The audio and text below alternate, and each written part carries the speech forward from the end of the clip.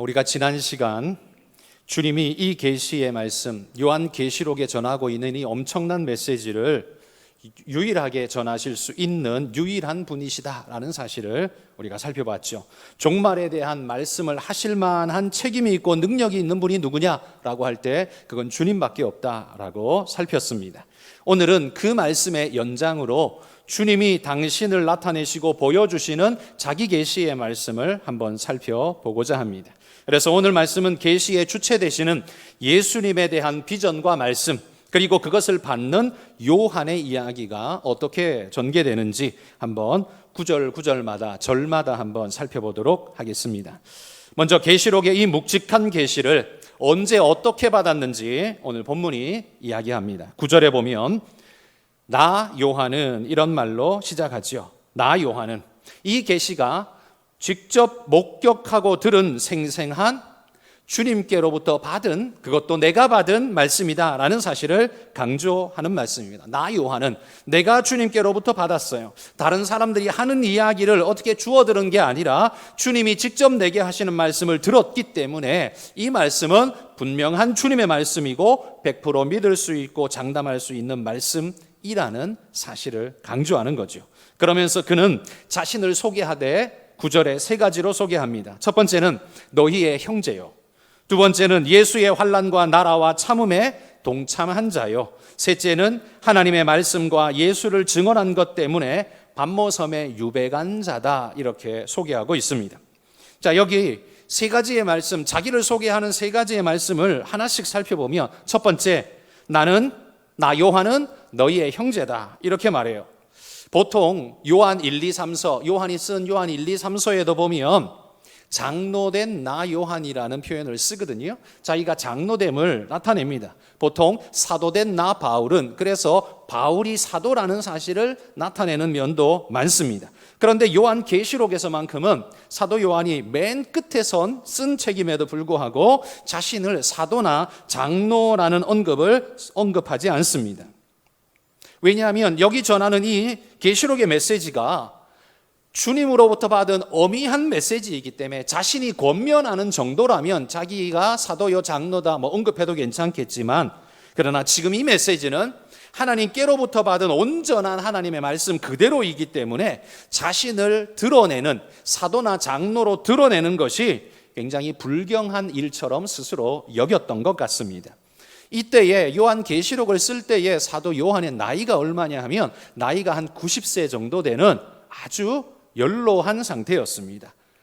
11사도는 이미 다 죽었고 없고 12제자 중에 유일하게 남아있는 마지막 제자가 90세 된 지금 사도 요한이었어요.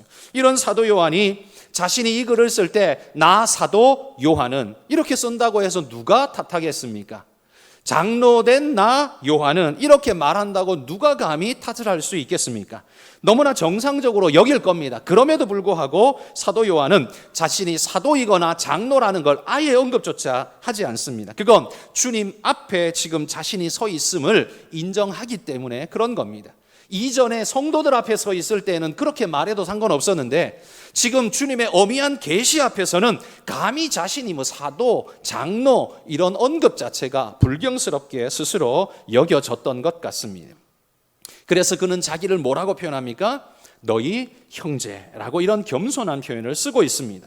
주님 앞에서 너희들이나 나나 똑같은 그냥 형제일 뿐이라는 거죠. 겸손한 마음으로 이 말씀을 지금 전하고자 하는 요한의 마음이 느껴집니다.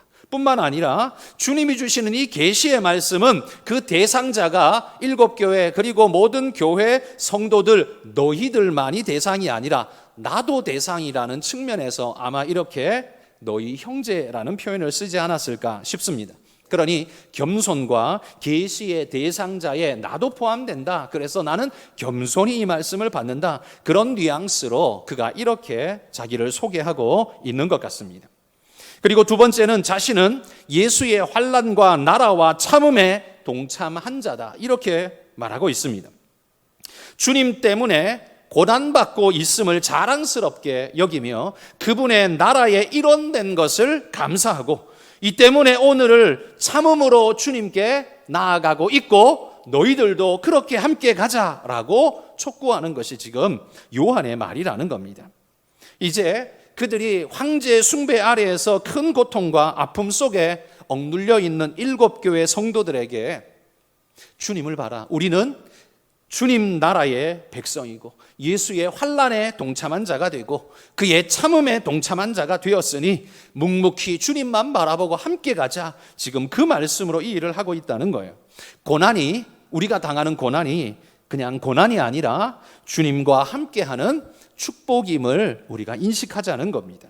로마의 핍박 아래에 있지만 우리는 늘 하나님 나라 일원이라는 사실을 잊지 말라라고 권면하는 것이 그의 메시지 속에 들어있다는 거죠. 그리고 세 번째, 그는 예수 때문에 유배간 자라는 걸 선포합니다. 그러니까 요한, 나는 동명이인 누구도 있을 수 있지만 반모섬에 유배간 바로 그 제자, 그 요한이야, 이런 의미도 되겠지만 사실 이것보다는 내가 주를 위해서 이렇게 앞장설 테니, 고통과 아픔이지만 내가 이렇게 앞장서 갈 테니 너희도 함께 따라가자. 내가 유배가고 고통과 아픔 속에 나도 있지 아니하냐? 그러니 너희들 힘내고 함께 믿음의 길 따라가자. 지금 그렇게 권면하고 있는 것으로 보인다는 거죠. 아프다고 소리치지 말고, 힘들다고 눈물 쏟지 말고, 우리를 위해 십자가 지신 주님을 기억하며 그렇게 그분을 뒤따라가자라고 지금 권면하는 말을 9절 속에 자기의 소개 속에서 그렇게 세 가지로 언급하고 있다는 겁니다. 여러분, 우리는 주님이 나를 좋게 해주지 않는다고 투정 부리고 있지는 않습니까? 그러나 사도 요한은 주님을 위해 죽을 수 있는 것을 지금 기뻐하면서 이 글을 쓰고 있는 것입니다. 주님과 함께 고난받을 수 있는 것이 이게 내가 예수의 사람임을 나타내는 증거가 된다고 지금 기뻐하고 있는 것입니다. 여러분, 우리는, 저와 여러분은 예수의 사람인 것을 증거할 수 있어서 기뻐하십니까? 아니면 교회 안 가는 사람처럼 나를 숨기고 계시지는 않습니까? 그게 내 생활에 예수 믿는다는 게 내 생활에 불편을 주고 약간의 손해를 준다고 해서 도망 다니고 있으시지는 혹시 않으십니까? 여러분, 사도 요한처럼 당당하게 고난 받을지라도 고난 때문에 오히려 기뻐하시기를 바랍니다. 고난이 기쁜 일은 아닙니다. 그러나 고난을 왜 받느냐? 예수 때문에 고난 받는 거라면 나 그거 기뻐하겠다. 여러분, 이런 마음 가지고, 고난이 왜 옵니까? 고난이 오는 건 주님이 내 기도를 듣지 않고 주님이 안 계심 때문 아닙니까? 그런 마음이 아니라 내가 십자가 주님의 고난에 동참하게 해주셔서 감사합니다. 여러분, 그런 마음 자세로 주님의 고난 앞에 함께 하시기를 바랍니다. 또한 내가 예수의 사람이라는 걸 이 고난과 환난과 핍박이 증명해주고 있구나 생각하고 오히려 그것을 기뻐할 수 있는 그런 분들이 되시기를 소망합니다. 우리가 방금 읽은 찬송가 찬양처럼 환난과 핍박 중에도 성도는 신앙 지켰네. 여러분, 이 찬양 부르는데 부끄럽지 않으시기를 소망합니다. 환난과 핍박 중에도 성도는 도망 다녔네. 여러분, 이게 아니어야 합니다. 환난과 핍박 중에도 성도는 신앙을 지켰네. 주님, 내가 그러했습니다. 여러분, 주님 앞에 그러하실 수 있기를 소망합니다. 그런 요한이요, 이 메시지를 언제 받았는가? 10절에 이렇게 말합니다. 주의 날에, 이렇게 시작하죠. 주의 날에. 이 날은 다른 성경에서는 안식 후 첫날 이런 말로 표현된 바로 그날, 주님이 부활하신 날입니다. 그래서 주의 날이라고, 우린 주일이라고 부르죠. 우리가 그 날을, 이 일요일을 주일이라고 부르는 이유가 뭡니까? 그 근거가 바로 요한계시록 1장 10절의 이 말씀입니다. 사도 요한이 이 날을 주의 날이라고 불렀고, 주님이 부활하신 날이요, 승리하신 날이요, 주인 되신 날이기에 우리는 이 날을 주님의 날, 그래서 주일이라고 부르는 겁니다.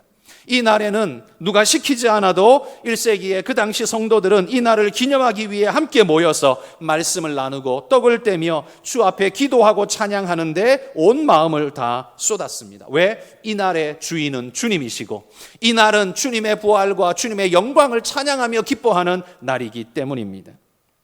주께서 주일에 요한에게 임하셔서 예언의 말씀을 주셨다는 것이 저는 참 의미가 있다, 이렇게 생각합니다. 주님이 월요일 날 나타나셔서 말씀을 주셨어도요, 사실 상관없습니다. 목요일에 환상을 요한에게 주셨어도, 메시지를 주셨어도 상관없습니다. 내용은 바뀌는 게 아니니까요. 그러나 주님이 당신이 부활 승리하신 그 주일에 사도 요한이 주님 앞에 예배하는 그 날에, 그 시간에 주님께서 요한에게 메시지를 주셨다는 건 의미가 있다는 거예요. 내용만 의미 있는 게 아니라 그 시간에 특별한 의미를 주님께서 마치 공인해 주시듯이 주일에 주님 앞에 엎드려 예배하는 자에게 하나님이 하늘의 환상을 열어 보이시며 주님의 내일을 우리에게 보여주시는 놀랍고도 귀한 말씀을 주신다. 여러분, 이거 얼마나 소망이 있습니까? 오늘 주님 앞에 나와 예배하는 여러분의 마음속에 하나님의 귀한 은혜의 말씀이 정말 폭포수같이 쏟아져서 여러분 마음속을 기쁘게 할 수 있기를 소망합니다. 이게 내용이 특별하고요, 시간만 특별한 게 아니라 그 전달 방식도 아주 특별했습니다. 주의 날에 어떻게 그가 메시지 받았습니까? 내가 성령에 감동되어, 이렇게 말합니다. 요한은 꿈을 꾼 것이 아닙니다. 성령의 감동에 사로잡혀서 영적인 세계를 보게 된 것입니다. 이 세계는, 이 세계의 출입문은 꿈이 아닙니다. 잠이 아니에요. 마약을 먹고 환각 상태에서 들어가는 게 아닙니다. 거대한 충격을 받아서 그 하나님의 영적 세계로 들어가는 게 절대로 아닙니다. 오직 성령의 인도를 통해서만 영적인 세계에 들어갈 수 있습니다. 지금 요한은요, 반모섬에, 육신은 반모섬에 있습니다. 그러나 그의 영혼은 성령에 이끌리어서 놀라운 것을 보고 놀라운 말씀을 보고 듣게 되는 귀한 역사를 지금 경험하고 있는 거죠. 육신은 여기 있지만 그의 영혼은 하나님의 성령에 이끌려 하늘로 인도받는 어마어마한 경험을 하고 있다는 겁니다. 여러분, 우리 그리스도인들도 육신은 이 땅을 살지만 그의 영혼은, 우리의 마음은, 우리의 소망은 하늘을 살아가는 그런 일꾼들이 되셔야 합니다. 우리가 올라가야 할 자리는 진급의 자리, 단순히 그게 아니라 성령에 감동되어서 은혜의 자리에 이끌려 가셔야 합니다. 여러분, 지성이 인생을 예리하게 만들지만 지성으로 영적 세계를 넘겨다 볼 수는 없습니다. 지성이 높아지면 영성이 열리느냐? 절대 불가하다는 겁니다. 오직 거기는 성령의 인도받는 것 외에는 하나님의 세계로 들어갈 수 있는 길이 없다는 거예요. 허락하지 않는다는 겁니다. 하나님께서 내 지성을 예리하게 해주시기를 우리는 기도하지만 여러분, 그것보다 더 기도하실 것은 내 영혼을 이끌어 주님의 은혜의 자리로 하나님 날마다 인도해 주옵소서. 여러분, 그렇게 기도하시기를 바랍니다. 여러분의 아들, 딸, 여러분의 손주들을 위해 기도하실 때 하나님 대학에 입학하게 해주십시오. 그 기도로 끝내시지 마시고 입학한 다음에 엉뚱한 짓 하도록 그렇게 인도되는 자가 되지 않도록 하나님 지혜를 주실 뿐만 아니라 그의 하나님께서 은혜의 자리로 인도해 주셔서 늘 성령이 이끄시는 은혜의 아들, 딸이 되게 해달라고 기도하셔야 됩니다. 그래야 물질이 가져다주는, 지식이 가져다주는, 자리가 가져다주는 유익과 유혹을 나눌 수 있는, 그래서 어디로 내가 가야 할지, 어디는 가지 말아야 할지 결정할 수 있는 능력이 어디서 옵니까? 바로 우리의 영성에서 온다는 거예요. 근데 그게 없으면 어떻게 해요? 돈만 되면 아무데나 덥석덥석 물고 거기로 가버린다는 겁니다. 공부 잘하면 돈 더 벌 수 있는 가능성이 더 생기겠죠? 뭐 반드시는 아니지만 가능성이 더 생기겠죠? 그런데 그게 영성이 없다면, 관리하지 못한다면 그 번 돈을 가지고 뭘 할까요? 결국 죄 짓는 것밖에 더 하겠습니까?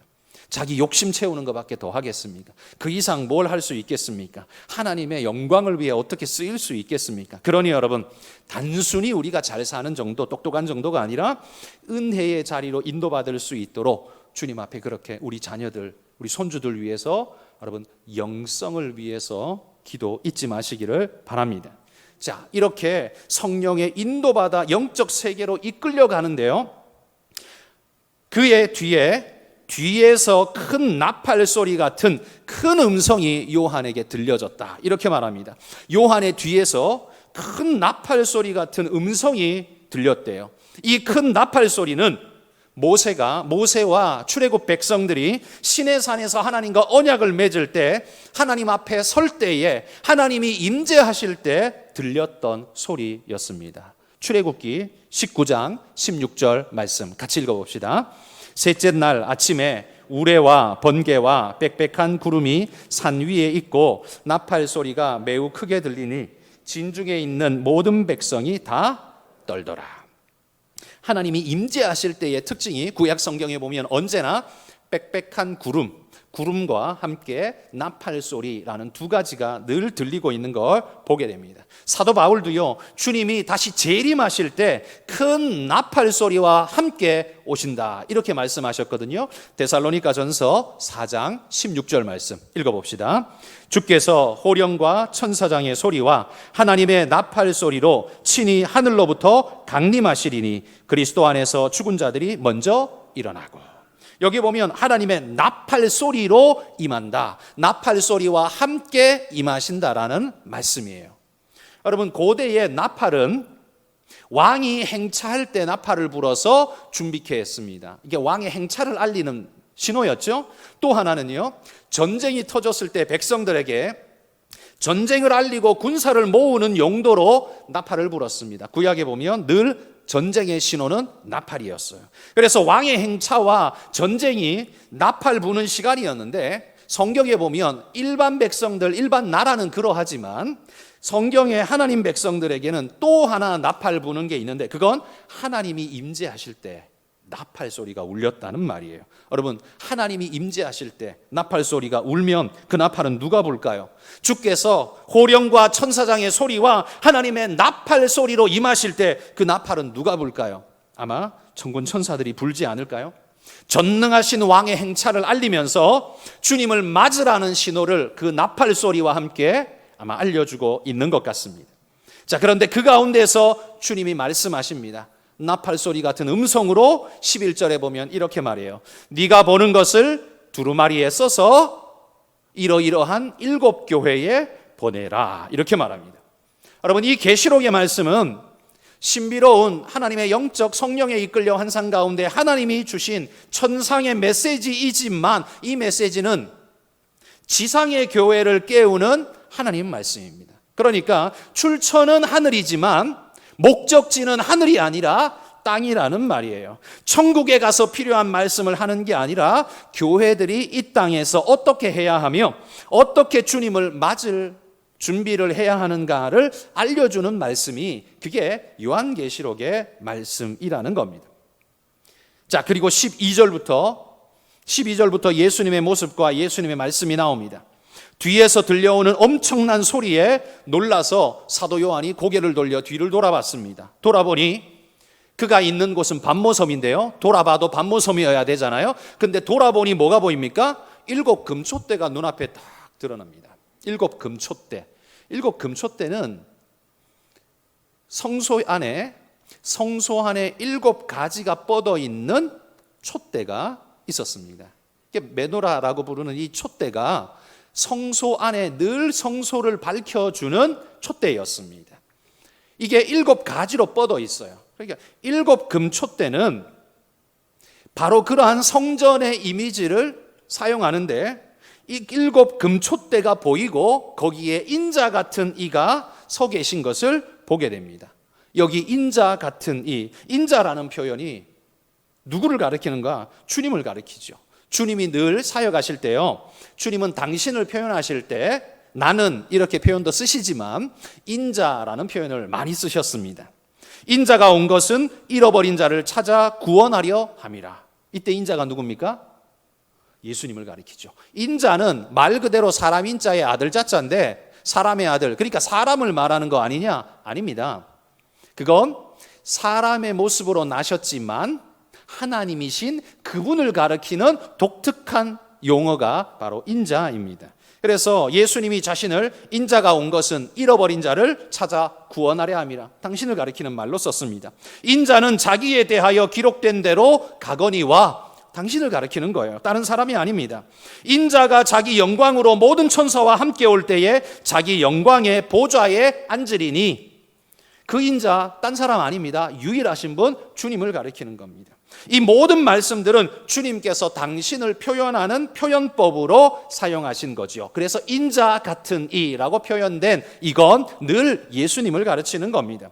그런데 이 표현이 예수님만 신약에서만 쓰였느냐? 아니요, 구약에서도 쓰였습니다. 다니엘서 7장 13절 말씀 같이 읽어봅시다. 내가 또 밤 환상 중에 보니 인자 같은 이가 하늘 구름을 타고 와서 옛적부터 항상 계신 이에게 나아가 그 앞으로 인도되매. 다니엘이 하나님의 계시 환상을 보여주셔서 봤는데 이 다니엘은 예수님보다 600년 전에 태어난 사람이에요. 그러니까 지금 여기 사도 요한의 환상보다 한 700년 전쯤에 이 환상을 그가 본 거예요. 그가 다니엘도 환상을 봤는데 그 환상 중에 내가 또 밤 환상 중에 보니 인자 같은 이가 하늘 구름을 타고 와서, 여기 인자 같은 이가 누구겠습니까? 바로 주님을 가르치는 겁니다. 그러니까 600년 전, 주전 600년 전 다니엘도 주님을 봤고 지금 사도 요한도 주님을 봅니다. 그런데 똑같은 표현을 씁니다. 인자 같은 이. 그분이 사람처럼 생겼어요. 그런데 이게 뭔가 넘쳐나는 영광과 모습이 사람과는 사뭇 다른 것 같아요. 그래서 한 사람이 있는데 이렇게 하지 않고 인자 같은 이라고 이런 표현을 쓰고 있습니다. 그건 늘 주님을 가리키는 말이라는 겁니다. 주님의 종말론적 자기 표현이 바로 인자라는 거였어요. 단순한 사람, 그걸 가리키는 게 아니에요. 사람 중에서도 오직 하나님이신 그분, 유일한 그분을 가르치는 용어가 인자 같으니 바로 이것이라는 말입니다. 그런데 이 인자 같으니가 금초대 사이에 다니신다, 이런 표현을 쓰고 있습니다. 금초대 사이에. 그럼 이 금초대는 뭘까요? 20절 끝에 보십시오. 1장 20절 끝에 보면 일곱 촛대는 일곱 교회니라. 그러면 주님은 금초대 사이에 다니신다는 말은 일곱 교회 사이에 다니신다는 거죠. 그러니까 교회들 사이를 다니시는 이, 다시 말해서 교회 사이에 운행하시며 역사하시는 이, 교회 가운데 역사하시며 인도하시는 이, 그분이 바로 주님이라는 거예요. 이 교회를 이끄시는 이가 주님이라는 겁니다. 그런데 이 교회를 그냥 촛대라고 말하지 않고요, 금촛대라고 표현하고 있습니다. 금이라는 건 일반 평민들이 취급할 수 있는 물건이 사실 아니죠. 지금이야 가능하지만 고대에는 늘 이건 거의 영광을 나타내는 왕권 수준에서만 취급할 수 있는 아주 고귀한 것들이죠. 왕권과 영광을 상징하는 어떤 것이라 말할 수 있습니다.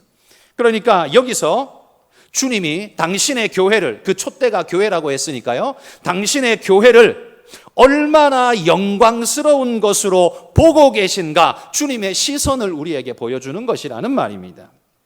건물 지하에 위치한 작은 교회, 늘 월세 30만 원 내며 50만 원 내면서 근근히 살아가는 성도 몇 명 안 되는 작은 교회, 그 교회는 쓸모없는 그런 교회입니까? 아니요. 주님이 지금 말합니다.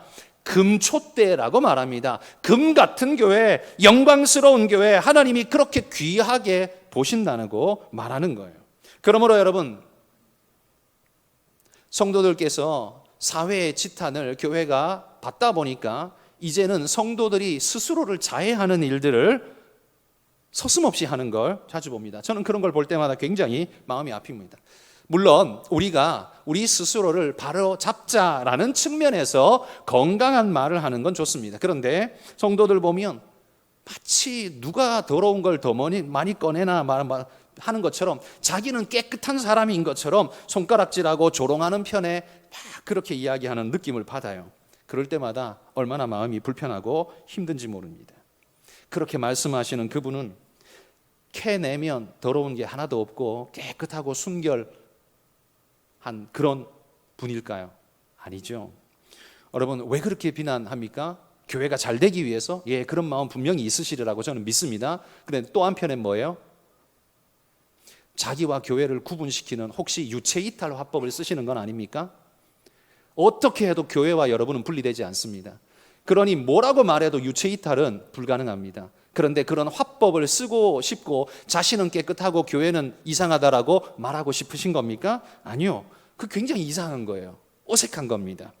그러나 뭔가 잘못했으니까 그렇지. 예, 그럴 수 있어요. 그런데 여러분, 그게 여러분의 교회 인식이 돼버리면 안 됩니다. 주님이 지금 교회를 어떻게 생각하는가 보십시오. 주님이 교회를 어떻게 생각하는가를 잘 보십시오. 금촛대라고 표현하고 있는 이게 그냥 평범한 이야기, 단순한 이야기 정도가 아닙니다. 우리가 그냥 자해하듯이 그냥 그렇게 그냥 씹어 먹어도 되는 그런 정도가 아니라는 말이에요. 그러면 주님이 말하는 이 교회들 7교회는 대단한 교회였습니까? 순결한 교회였습니까? 아니요. 지금 이 메시지를 전해야 하는 7교회의 수준이 어땠어요? 첫사랑 잃어버렸다고 주님한테 욕먹고 있습니다. 그렇죠? 미지근해가지고 너는 이도저도 아니고 도대체 뭐냐? 차든지 덮든지 해라 라는 욕먹는 교회였습니다. 그뿐만입니까? 발람의 교훈을 쫓는 사악한 무리들이 있는 그런 교회였습니다. 그뿐만입니까? 네 행위 속에서 선한 것 도무지 찾을 수 없다라고 말소리 듣는 예수님으로부터 그런 지적을 받는 이게 교회야 싶을 정도의 교회였습니다. 그런데 그런 교회를 두고 주님이 지금 금촛대라고 부르고 있다는 사실을 여러분 주목하셔야 합니다. 여러분 이거 이해하기 가장 쉽게 말씀드리려면 이런 거예요. 여러분의 아들, 딸들이 전교 1등하고 전국 1등해서 학교 장학 공학금 대줬습니까? 아니죠. 학비 그래서 대줬습니까? 아니죠. 미스 코리아 같이 예뻐서 화장품 사줬습니까? 아니죠. 최고도 아니고 잘하지도 못하고 중간도 못하고 중간 밑에서 헤매고 있어도 무슨 상관입니까? 내 자식이니까 나는 최고로 잘해줬습니다. 그렇지 않습니까? 내 자식뿐만 아니라 나는 어떻습니까? 여러분은 어떻습니까? 여러분이 뭐 서울대 수석으로 입학했습니까? 뭐 제가 듣기에는 우리 교회에서 서울대 수석으로 입학했다는 분은 제가 들어본 일이 없어서, 그렇다면 우리 교회는 정말 아무도 찍소리 하지 말아야 할 사람입니까? 아니죠. 그런데도 우리는 이렇게 잘 컸고 건강한 인격의 모습으로 자랐고 사회에 귀중한 일들을 하는 아름다운 모습으로 자랐습니다. 여러분 똑똑하고 잘나서 우리가 부모님의 사랑받은 게 아니듯이 여러분 교회가 정말 흠이 없고 점이 없고 죄가 없고 허물이 없고 아무것도 없는 깨끗한 순결 그 자체라서 주님이 사랑하는 게 아닙니다. 만약 그렇다면 주님이 나는 누구한테 대속을 해주지? 그래야 되지 않을까요? 죄가 하나도 없으니 대속을 못 해주잖아요. 죄가 있으니까 대속을 해주죠. 그러니까 교회는 원래부터 죄덩어리예요. 그래서 아무렇게나 살자 그런 말씀을 드리는 건 절대로 아닙니다. 여러분 그리스도인들이 오늘 이 시대에 사회로부터 하도 지탄을 받다 보니까 자긍심이 낮아져도 너무 낮아져가지고 오히려 자기들끼리 스스로 자해하는 일들을 하고 있어요. 세상이 말 안 해도 자기들끼리 알아서 자해를 하고 있어요. 저는 이게 너무 가슴 아프다는 거예요. 남들이 우리한테 말하는 것, 뭐 도덕적 어떤 결함 때문에 말하는 것, 예, 들으십시오. 들어야죠. 그런데 왜 우리끼리 자해를 하고 있습니까? 그건 아니죠. 격려를 하셔야죠. 이런 것 버리고 하나님의 선함으로 나아가자 격려를 하셔야죠. 그게 우리가 할 일이지. 우리끼리 자해를 하고 앉아 있으면 뭡니까?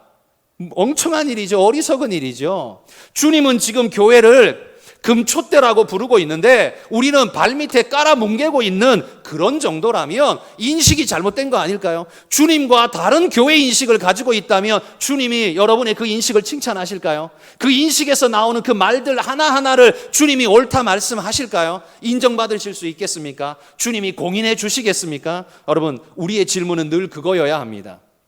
세상이 욕하지 않는 교회가 되자. 예, 우리는 도덕적으로 그러려고 노력해야 합니다. 저는 그거 부정하지 않습니다. 그러나 여러분, 거기에서 그들이 욕하지 않는 것에서 교회의 가치가 나오는 건 아니라는 말이에요. 교회는 주님 때문에 가치가 생긴 거지 사회가 가치를 만들어준 게 아니라는 말입니다.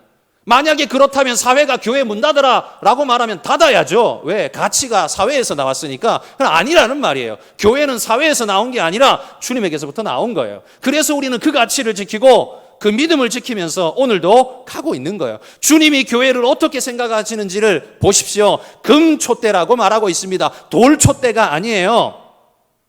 금촛대라고 말하고 있습니다. 이게 얼마나 주님이 그 못나 빠진 교회들, 그 7교회, 그 어리석은 교회들 그럼에도 불구하고 귀하게 여겨서 금촛대라고 부르고 있는지를 여러분 우리는 자각해야 한다는 겁니다. 주님과 다른 인식 갖지 마십시오. 세상이 심어준 인식, 그게 진리인 양 착각하지 마십시오. 그게 바로 세상에 쇠뇌된 겁니다. 주님이 우리에게 말씀하신 개념, 그걸 가지셔야 돼요. 그리스도인이라고 말하면서 세상이 주입시켜 놓은 그 개념 가지고 교회를 자해하고 있으면 그게 건강하다, 주님께 칭찬받을 수 있는 일이 될 수 있겠습니까? 절대 아닙니다. 저는 교회가 순결하고 깨끗하기 위해 몸부림해야 한다라고 누구보다 생각합니다. 그러나 그 교회 안에서 인간이기 때문에 부조리한 모습들이 나타나는 것 또한 우리는 인정해야 한다. 옳다라는 말이 아니라 인정해야 한다는 겁니다. 왜? 여러분도 잘못하면서 컸고 여러분 자식도 여러분 속이면서 컸잖아요. 그래도 여러분 아들, 딸인 것이 변함이 없었던 것처럼 주님 앞에 그렇습니다.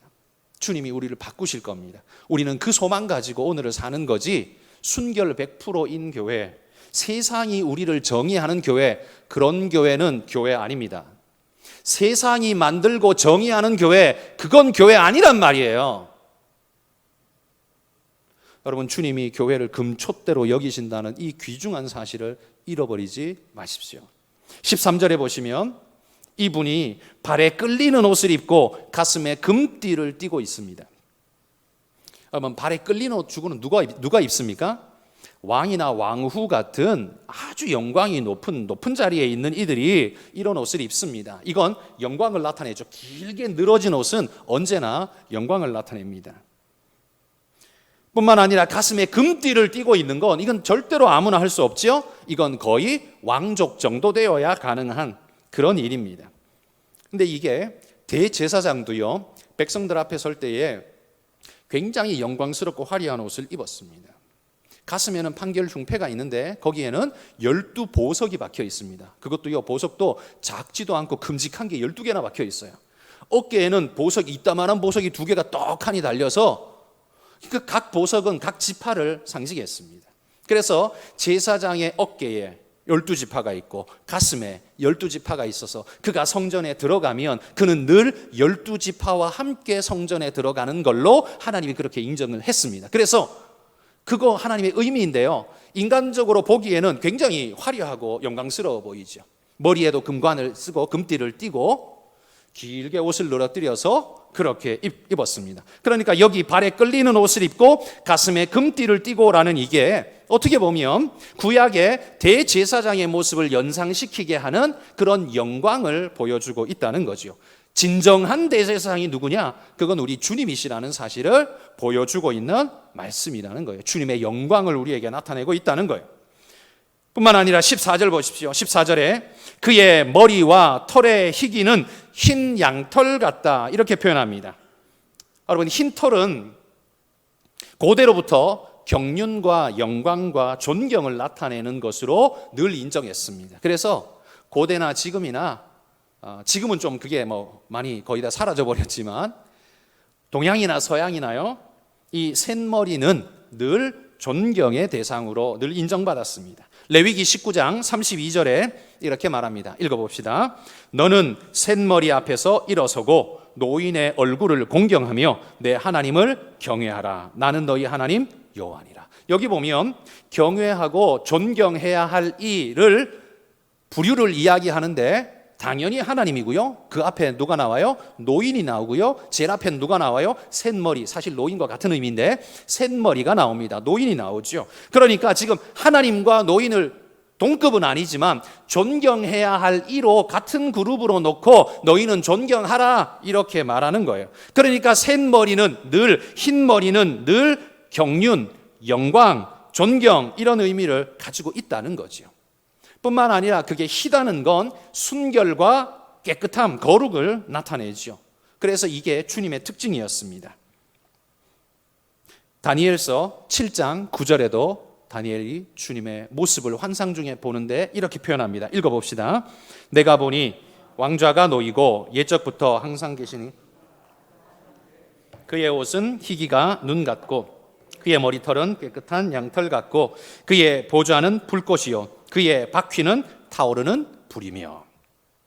다니엘이 환상 중에 주님을 봤어요. 인자 같은 이를 보았는데 그분은, 그의 머리털은 깨끗한 양의 털 같고 깨끗한 흰 양털 같은 모양입니다. 그러니까 사도 요한이 본 모습하고 똑같지 않습니까? 사도 요한도 머리와 털의 희기는 흰 양털 같다, 이런 표현을 쓰잖아요. 그러니까 주님의 모습을 다니엘이 본 것과 사도 요한이 본 것이 지금 계속해서 일치되고 있는 모습을 봅니다. 그러니까 600년, 700년의 차이가 나지만 주님은 영원하시기 때문에 언제 누가 봐도 주님은 항상 동일하게 지금 보이고 있는 거예요. 그러니까 사도 요한이 본 환상도 진짜고 다니엘이 본 환상도 진짜라는 말입니다. 다니엘과 사도 요한이 본 주님의 모습은 한결같이 영광스럽고 순결하고 그 다음에 존경과 경륜을 나타내는 흰 머리, 그 특징 지어져서 보여졌다라는 거죠. 그리고 그분의 눈은 어때요? 불꽃 같고, 이렇게 말합니다. 그분의 눈이 불꽃 같대요. 이 눈이 불꽃 같다는 건 어두운 지역에 후레쉬를 쫙 켜면 밝아지듯이, 불을 켜면 쫙 모든 것이 보이듯이 그 불꽃 같은 눈동자 아래에서 그 누구도 숨기거나 피할 수 없다는 걸 나타내주는 표현이 바로 이거지요. 히브리서 4장 13절에 이렇게 말합니다. 읽어봅시다. 지은 것이 하나도 그 앞에 나타나지 않음이 없고 우리의 결산을 받으실 이의 눈앞에 만물이 벌거벗은 것 같이 드러나느니라. 주님의 눈앞에 우리는 벌거벗은 것 같이 다 드러난대요. 왜? 그분의 눈이 불꽃 같기 때문에, 그분의 눈이 마치 그 어떤 것도 숨길 수 없는 후레쉬같이 밝혀버리기 때문에 다 드러나게 되어 있다는 겁니다. 그래서 주님의 모습이 눈이 불꽃 같은 건 마지막 심판의 때에 우리의 모든 죄가 다 드러날 것을 나타내주는 묘사라는 말입니다. 15절에는 주님이 또 어떻게 나옵니까? 그의 발은 풀무불에 단련한 빛난 주석 같다라고 말합니다. 발이 빛난 주석 같다라는 말은 뭐겠습니까? 이건 발은 밟고 짓밟고 가는 것이기 때문에 강력한 빛난 주석 같기에 모든 걸 짓밟을 수 있는 심판의 권능, 주님의 힘을 나타내주는 말입니다. 그런데 이 예언, 이 모습도요, 다니엘도 봤어요. 다니엘서 10장 6절 말씀 읽어봅시다. 또 그의 몸은 황옥 같고 그의 얼굴은 번갯빛 같고 그의 눈은 횃불 같고 그의 팔과 발은 빛난 놋과 같고 그의 말소리는 무리의 소리와 같더라. 여기 그의 팔과 발이 빛난 놋과 같대요. 이건 사도 요한이 본 그의 발은 풀무불에 단련한 빛난 주석 같다라는 것과 똑같은 말이지요. 주님이 강력한 심판자로, 그리고 대적들을 무찌르시는 강력한 군왕으로 우리 가운데 임하실 것에 대해서 이렇게 묘사되어지고 있는 겁니다. 주님이 그렇게 보이는 거죠. 그리고 그의 음성은 어떻다고 합니까? 많은 물소리 같고, 이렇게 말합니다. 많은 물소리. 이게 하나님의 음성으로 들렸다는 거예요. 많은 물소리. 여러분, 폭포수가 막 쏟아지는 걸 한번 그 앞에 내가 있다고 생각해 보십시오. 어마어마한 웅장한 소리죠. 다른 소리는 그 소리에 다 묻혀버립니다. 웅장함 앞에 우리는 거의 압도되어지게 되는 거죠. 이게 주님의 소리라고 말해요. 근데 이것 또한 구약의 선지자들이 똑같이 표현합니다. 에스겔서 43장 2절 말씀 읽어봅시다. 이스라엘 하나님의 영광이 동쪽에서부터 오는데 하나님의 음성이 많은 물소리 같고 땅은 그 영광으로 말미암아 빛나니. 여러분, 계시록에 나오고 있는 모든 그 해석하기 쉽지 않은 요소들이요, 사실 뜬금없이 나온 게 아니라 다 구약과 연관되어 있어요. 그러니까 신약 계시록을 해석을 잘 하려면 구약을 잘 봐야 한다는 겁니다. 특별히 다니엘서, 에스겔서, 이런 예언서의 말씀들을 많이 인용하고 있습니다. 그래서 뜬금없이 나온 게 아니라 사실 구약에서 이미 말씀하셨던 내용들이 다시 한 번 더 나오고 있는 걸 볼 수 있죠. 주님의 음성은 그냥 단순한 음성이 아니라요, 많은 물소리 같대요. 이게 도대체 어떤 음성일까? 저도 잘 모르겠습니다만 많은 물소리처럼 웅장하고 장엄하고 거대하게 그에 압도되어질 수밖에 없는 그런 모습으로 자기 귀에 들려졌다라는 거죠. 주님의 크심을 나타내주는 모습일 겁니다. 그리고 16절에 보십시오. 16절에는 그분의 오른손에는 뭐가 있어요? 7별이 있다라고 말합니다. 근데 이 7별은 뭘까요? 20절 끝에 가보십시오. 7별이 뭐래요? 7교회의 사자들이라고 말하죠. 해석해 주잖아요. 그러니까 7별은 7교회의 사자들이에요. 그럼 7교회, 소아시아에 있었던 그 7교회들의 사자, 영어 성경으로는 이게 엔젤스인데 뭐 헬라어로도 똑같이 여기가 안겔로이, 복수로 천사들이라고 말해요. 그럼 이 천사는 우리가 생각하는 날개 달린 이런 천사이냐? 아니면 주님께서 7교회를 목회하도록 보내신 그 일꾼들, 그 목양하는 일꾼들, 그들을 가리키는 거냐? 논란이 둘 다 많겠죠. 여러분, 제가 이 요한계시록 쉽지 않은 책이기 때문에 이 설교를 하기 위해서 제가 참고하는 신학 서적이 10개가 넘습니다. 뭐 한 권 읽고 이야기하면 어디론가 편중될 수 있는 요소들이 있기 때문에 정당한 해석을 찾아내기 위해서 제가 10개가 넘는 책을 늘 참고하면서 성경 해석을 하려고 몸부림을 하고 있습니다. 근데 이 부분에 이 사자들을 이야기하는 이 부분에 있어서는 의견이 두 가지로 나뉩니다. 하나는 방금 말한 것처럼 하나님께서 교회를 지키라고 보낸 천사들, 그 천사들이다라고 말하는 책들이 많고, 또 한편에 그보다는 작지만 또 한편에 부류의 신학자들은 그건 그 교회를 목회하는 하나님이 보내신 일꾼들, 사람들, 그러니까 사역자들을 일컫는다라고 말하는 부류의 신학자들이 있어요. 둘 중에 뭐가 맞다 이렇게 제가 판단하기에는 어렵습니다. 그럴 능력은 없습니다. 그러나 주님이 오른손에 7별을 붙잡고 있다라고 했을 때에 천사를 붙잡고 있다? 그건 좀 아니지 않나? 성경에 어디에도 천사를 붙잡고 있다는 말은 안 하거든요. 천사를 붙잡아 주려 함이 아니라 하나님의 백성들을, 자녀들을 붙잡아 주려 함이다 말하고 있는 성경처럼 아마도 이건 주님의 몸된 교회를 이끌고 가는 일꾼들, 인간 사역자들, 일꾼들을 가르치는 것 아닐까. 그게 꼭 목회자만을 말하는 게 아니라 주님의 몸된 교회를 섬기는 모든 일꾼들을 통칭하는 게 아닐까. 저는 그런 생각을 해본다는 거예요. 어쨌든 여러분, 주님이 당신의 사역자를 손에 붙잡고 있다라고 이렇게 표현하고 있습니다. 여러분, 이 말씀이 왜 힘이 될까요? 지금 황제 숭배에 쫓겨서 고통과 아픔 중에 떨어져 있는 이 초대교회 7교회, 이 성도들이 고통과 아픔 속에 하나님 우리를 버리셨는가? 혹시 이게 내가 잘못된 엉뚱한 짓 내가 하고 있는 것 아닌가? 이런 생각에 빠져 있을 성도들이 이 메시지를 받았을 때 하나님께서 주의 종들을, 주의 일꾼들을 그 오른손으로 붙잡고 계신다라고 할 때 여러분, 그들의 마음속에 얼마나 뜨겁게 마음이 부풀어 오를지 한번 생각해 보십시오. 힘이 나지 않겠습니까? 주님은 결단코 우리를 버린 적이 없고, 주님은 우리를 당신의 손에서 내려놓은 적이 없다. 지금 우리가 고통받고 있는 이 순간에도 주님의 오른손에 붙들린 자가 누구냐? 바로 너와 나다.